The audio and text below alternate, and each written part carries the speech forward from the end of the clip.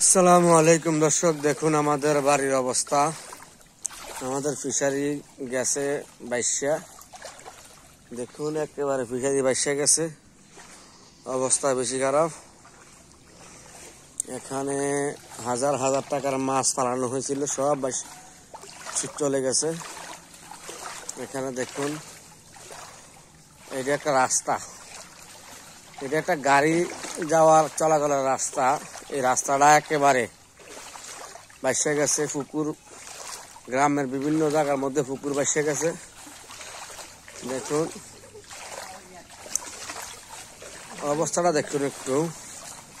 এখানে দেখুন বাইসে গেছে। এটা একটা ফিশারি, এটা একটা মাছের প্রজেক্ট, মাছের ফিশারি। দেখুন বাইসে একেবারে তলিয়ে গেছে একেবারে। আমাদের শফিক ভাই যাইতেছে। কই যান ভাই? কই যাইতেছেন? মাছ চাইতেন নাকি? যা সাথে যাইতেছে, যাও চাইতে। দেখুন একটু অবস্থা। আমাদের এদিকে বন্যায় বাইসে গেছে, রাস্তাঘাট সব তলিয়ে গেছে। এটা হলো বরুড়া থানা, কুমিল্লা জেলা বরুড়া থানা, দেওয়াতলি গ্রাম।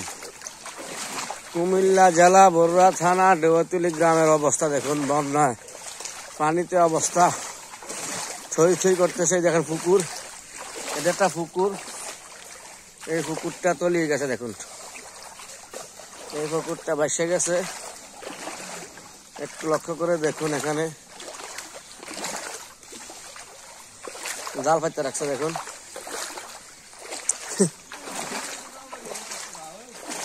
এখানে জাল।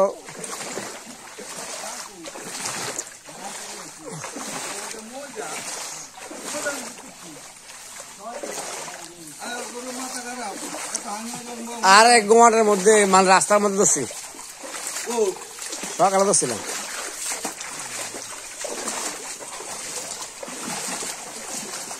এটা একটা রাস্তা, এই রাস্তাটা তলিয়ে গেছে। দেখুন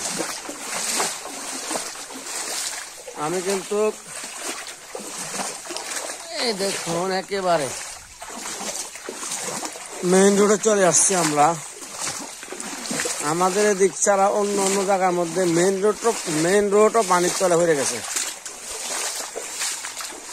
বিশেষ করে শাকপুর গ্রাম, বাক্সা গ্রাম, মুগগাঁও, এগুলা সব পানি তলিয়ে গেছে।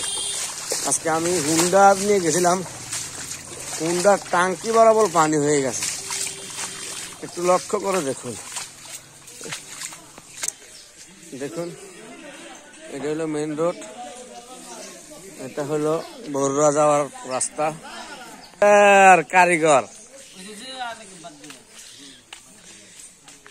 দেখুন, বড় বড় জাল তারা কিনে আনছে, মাছ ধরবে আজকে।